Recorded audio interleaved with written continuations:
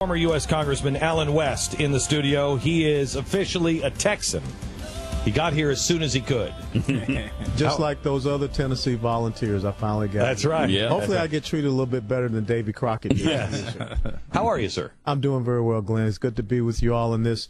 This seems like a hearing that is going on. I know. You're the chairman of the committee. Yeah. Yeah, so we have you sitting in front of the in the studio here, and we're so pleased to have you. Why did you move to Texas? Well, I was offered the position as the president and CEO of the National Center for Policy Analysis. I was out here speaking in their lecture series last September, and they gave me a call in October and asked me would I consider coming, and prayed about it, talked to the family, and they were on board with it. You know, my last duty assignment was 11 years ago down at Fort Hood, Texas.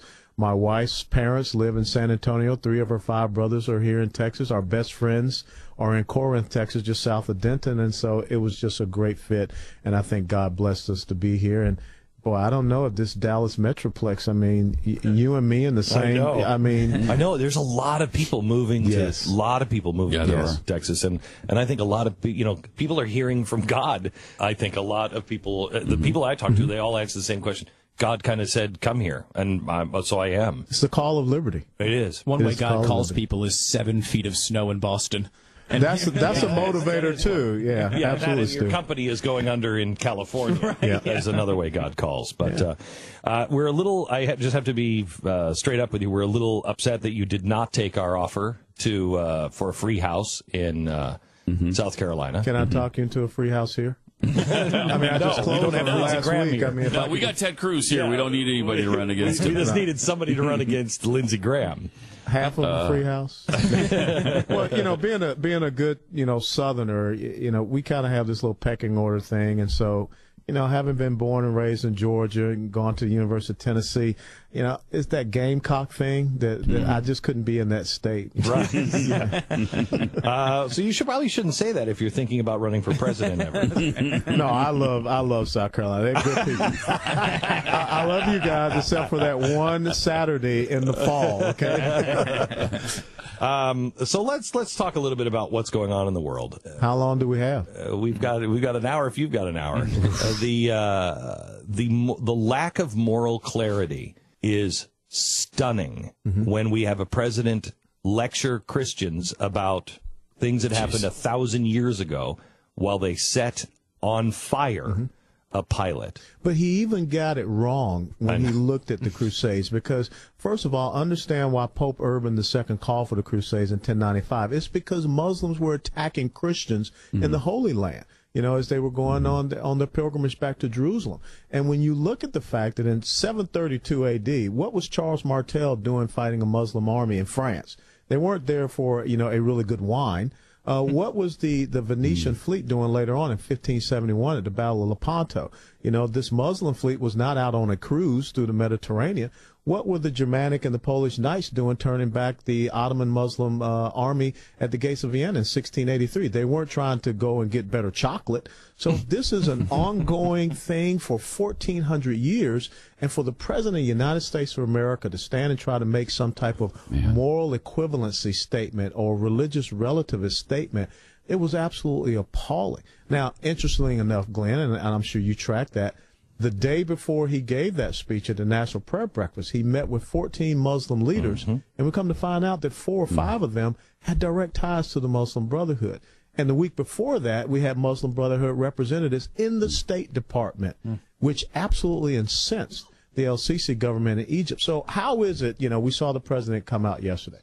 How can we trust someone that has done these type of things just in the past 2 weeks to really go after, to defeat, degrade, destroy, I don't know what other D word he's going to, depress, deject, ISIS. As we were talking early off air, maybe he'll give them some of his DVD speeches, which would probably depress them, immensely. So the boys asked me earlier today, because I believe we are on course without moral clarity. Sure. We are on course for, between Russia and what is happening in the Middle East, a global war. You're there. Yes. You are there. We are at the beginning. Yes, we're not recognizing it. And I hate to say this, but if there's a message that I can send to my former colleagues, I would not support the president's resolution. because it does not have any clarity. Correct. What you heard him present yesterday was really just a repeat of what he said back in August. Yes. We're going to degrade, we're going to defeat, we're going to destroy. Now, a year ago, ISIS was about 3,000 fighters when they came over. It's the reconstitution of al-Qaeda in Iraq. Now they're at 50,000. And so funny that you had his counterterrorism expert testifying before I think a House committee, talking about the 18,000 fighters that have come into ISIS, but yet the president is talking about their morale is down. There is a complete disconnect. And like you said, once again, there is no specific strategy or clarity. How do we defeat them diplomatically? How do we isolate them? How do we isolate them economically? How do we then use, the leverage of information systems to defeat them ideologically? We can't do that because we have a president that won't even say Islamic terrorism. Yeah. So how are you going to defeat an enemy when you don't recognize the ideology you're driving them? I answered the boys this morning when we were talking about this. I said, I think we're on the verge of World War III. Yes. It is not worth, because they said, can we defeat them without ground troops? And I said, I wouldn't send any ground troops in. I wouldn't send anybody in until we have moral clarity, because all we're doing is just throwing bodies into something that it's just a meat grinder. But if you ever somehow obtain moral clarity, and we won't, as long as this guy's president, but can you defeat them without ground troops? No, you can't. The only time in the history of the United States military we defeated someone with air power, Hiroshima and Nagasaki. Yeah.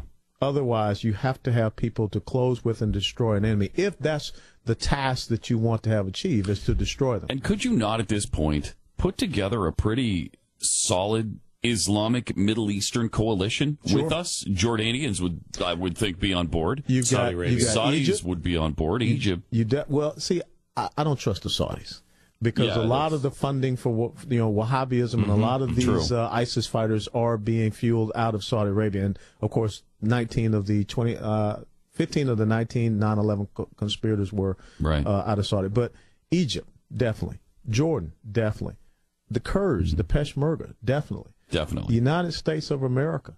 And then you will probably be able to get some support out of the UAE, because when I was in Afghanistan, the UAE Special Forces were operating there in southern Afghanistan. That's how you build a coalition. But we are, like you said, with the Muslim Brotherhood, we're against Egypt. Absolutely. We're on the wrong side. We are sending the wrong message. And no. We're on the wrong side. No. We're not sending the wrong message. We're on the wrong side. Well, what is your opinion on what's happening with Benjamin Netanyahu right now? Well, that's even worse, because there's another, strong ally that you could have, but instead the Obama administration is sending over campaign operatives to work against them. Why would you want to work against your best ally and the best leader that you have on your side? No one is going to join a coalition of the United States of America when the United States of America is not leading. And coming back to what you said, there is no moral clarity. This is about as clear as mud. When you look at what the president, he didn't ask for any authorization to go into Libya, and look what Libya has become. Look what has happened in Yemen. And this story that potentially a State Department representative told United States Marines to destroy their weapons as part of an evacuation of an embassy. From Yemen, right? Yes, from Yemen. And that, I think, is the third embassy that the United States of America has closed since 2010. So not only are we on the wrong side, we are sending the wrong message to our allies. Ronald Reagan, I think we're talking to Alan West. Will you recognize that when Ronald Reagan reacted the way he did with Beirut, that we sent a long-term message of weakness? That was the beginning. Right. So now look at the messages we are sending that part of the world. When do we really begin to pay for this? We are starting to pay for it because, I don't understand how people don't realize ISIS, when they burned that Jordanian pilot, that was purposeful. They did it. They released it when King Abdullah was here in the United States of America. And I think the Jordanians kind of knew that he had already been killed. So the message that they're sending is a message of strength. And remember when we pulled out of Somalia after the battle of Mogadishu and Bill Clinton, it was Osama bin Laden that said that we were the weak horse. And so we continue to do this administration after administration after administration. This is truly a bipartisan thing. And we are going to push ourselves much the same as Sir Neville Chamberlain showed that weakness and appeasement to Adolf Hitler. That's where we are today. So let me go to Russia. How concerned are you about Russia? Very concerned about Russia because people are looking at Vladimir Putin and trying to think in a Western rational sense or ideal. Yeah. Vladimir Putin said that the most horrific thing of the 20th century was the collapse of the Soviet Union. That's a clear window into He's who now he is. said recently that he is going to rebuild Russia into the third Roman Empire. There you go. I mean, he is some of the people around him are fascists that would make Hitler blush, and they are pouring money. And look at his popularity. You know, unfortunately, people don't realize that the Russians want to once again have that sense of respect and regard. So if quite honestly, I think just as we will. I mean, I think, you know, Osama bin Laden said, I will do to the Americans what I did to the Russians. And he's done it.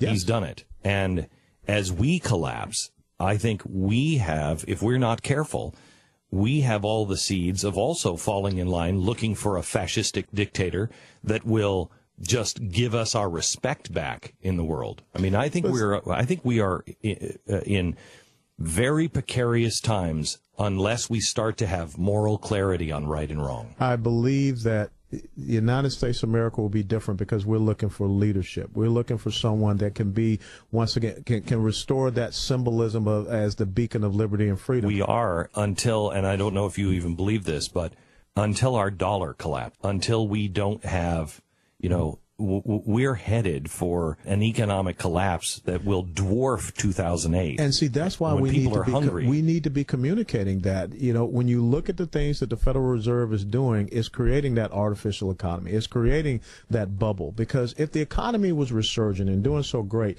we would not have to keep these interest rates at these artificially low levels. I mean, we could be able to see those interest rates go up, and our economy would be able to take that. You look at the weekly jobless claims that came out today, 304,000 jobless claims. We're not recovering. The workforce participation rate is still at a 36-year all-time low. So